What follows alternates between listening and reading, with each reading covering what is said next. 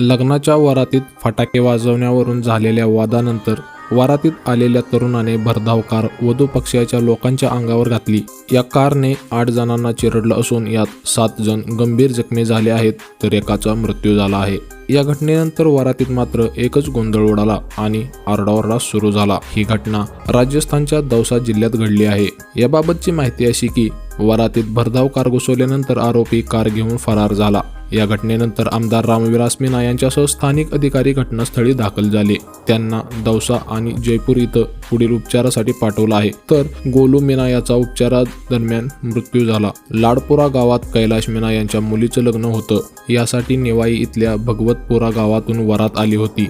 या लग्न समारंभासाठी आमदार रामविलास मीना सुद्धा पोहोचले होते। रात्री 8:30 वाजण्याच्या सुमारास वराडी आणि वधू पक्षातील लोकांमध्ये फटाके वाजवण्यावरून वाद झाला। यानंतर आरोपीने थेट वधू पक्षाच्या लोकांच्या अंगावर कार चालवली। सर्व जखमींना रुग्णालयात दाखल केलं आहे, परंतु या अपघातात नवरीचा एक भाऊ गंभीर जखमी झाला आहे।